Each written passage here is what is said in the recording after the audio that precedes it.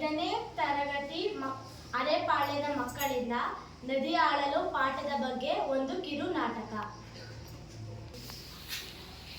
ಎಂತ ಅನಾಹುತ ನಡೆದೋಯ್ತು. ನಮ್ಮ ಗೆಳತಿಯರಿಗೆ ಹೀಗೆ ಆಗಬಾರದಿತ್ತು. ಅವರಿಗೇನು ಆಯಿತು? ಅಯ್ಯೋ, ನಿನಗೆ ತಿಳಿದಿಲ್ಲವೇ? ಈಗಲೂ ಹೋದ ಅವರೆಲ್ಲರೂ ಆಸ್ಪತ್ರೆಗೆ ದಾಖಲಾಗಿದ್ದಾರೆ. ಆಸ್ಪತ್ರೆಗೆ ದಾಖಲಾಗಲು ಅವರಿಗೆ ಏನಾಯಿತು? ನಿನ್ನೆ ಭಾನುವಾರ ಶಾಲೆಗೆ ರಜೆ ಇತ್ತಲ್ಲವೇ? ಬೆಳಿಗ್ಗೆ ಆಟವಾಡಲು ಹೋಗಿದ್ದರು. ಮಧ್ಯಾಹ್ನದವರೆಗೂ ಆಟವಾಡಿ ಆ ನಂತರ ಸೆಕೆ ತಡೆಯಲಾರದೆ ಊರಿನ ಪಕ್ಕದ ನದಿಯಲ್ಲಿ ಸ್ನಾನ ಮಾಡಿದರು. ಪರಿಣಾಮವಾಗಿ ಅವರ ಮೈ ಮೇಲೆಲ್ಲ ದಪ್ಪ ದಪ್ಪ ಗುಳ್ಳೆಗಳೆದ್ದು ವಿಪರೀತ ತುರಿಕೆ ಪ್ರಾರಂಭವಾಯಿತು. ನೋವು ತಾಳಲಾರದೆ ದಂಡೆಯಲ್ಲಿ ಬಿದ್ದು ಹೊರಳಾಡಿದರು. ಯಾರೋ ದಾರಿ ಹೋಗರು ನಡರಾಟ ಕಂಡು ಆಸ್ಪತ್ರೆಗೆ ಎತ್ತಿಕೊಂಡು ಹೋಗಿ ಸೇರಿಸಿದರು. ಅವರ ಆರೋಗ್ಯ ತೀರಾ ಹದಗೆಟ್ಟಿತ್ತು. ನಮ್ಮ ಗೆಳೆಯರ ಸ್ಥಿತಿ ಹೇಗಿದೆ ಡಾಕ್ಟರ್? ಇನ್ನು ಏನೆಂದು ಹೇಳುವುದಿಲ್ಲ ಮಕ್ಕಳೇ, ಆದರೆ ಚಿಂತೆಗೆ ಕಾರಣವಿಲ್ಲ ಅಂತ ತೋರುತ್ತದೆ.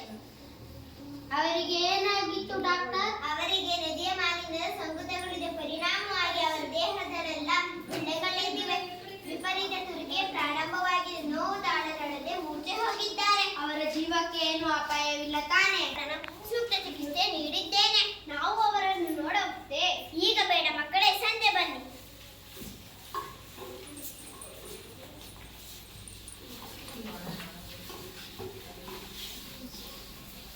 ಈ ನದಿಯ ನೀರು ಎಷ್ಟು ಕೊಳಕಾಗಿದೆ. ಅಬ್ಬ, ಈ ಕೆಟ್ಟ ನೀರಿಗೆ ಅವರೇ ಕೇಳಿದರು. ಸಕ್ಕತ್ತಳೆಯಲು ಆಗಲ್ಲವೋ ಏನೋ. ಇದು ಮಲಿನಗೊಂಡ ನದಿ. ಇಂತಹ ನದಿಗಳು ಜೀವ ಸಂಕುಲಕ್ಕೆ ಅಪಾಯಕಾರಿ.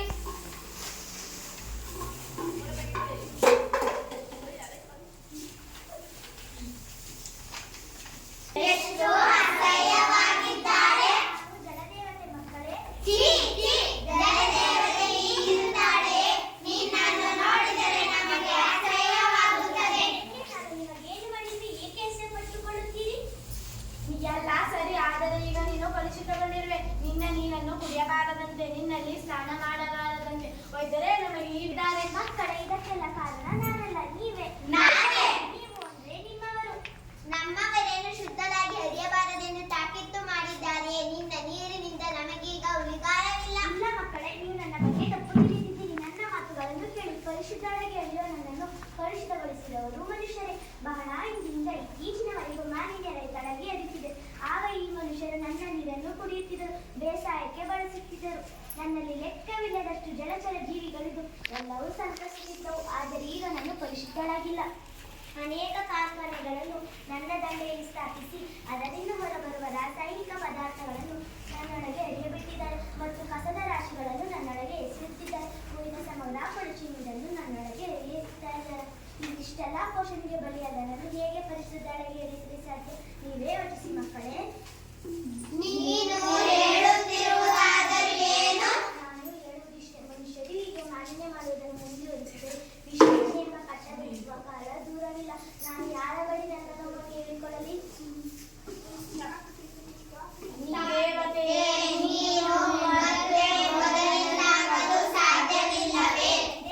ನನ್ನ ಮೇಲಾಗದ ದೌರ್ಜನ್ಯ ಸಂಪೂರ್ಣವಾಗಿ ನಿಲ್ಲಬೇಕು. ನನ್ನಲ್ಲಿ ಯಾವುದೇ ಬಗೆಯ ಮಲಿನ ವಸ್ತು ಸೇರದಂತೆ ನೋಡಿಕೊಂಡರೆ ಪರಿಶುದ್ಧಳಾಗಿ ಹರಿಯಬಲ್ಲೆ. ಹಾಗಾದರೆ ಈಗ ಹೇಳಿ ಮಕ್ಕಳೇ, ನನಗಾಗಿ ನೀವೇನು ಮಾಡಬಲ್ಲಿರಿ?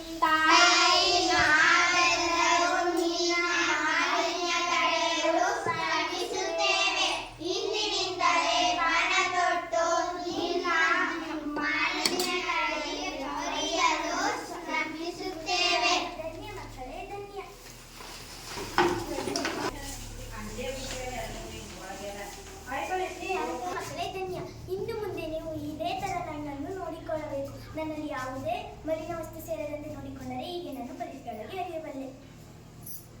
ಆಯ್ತು.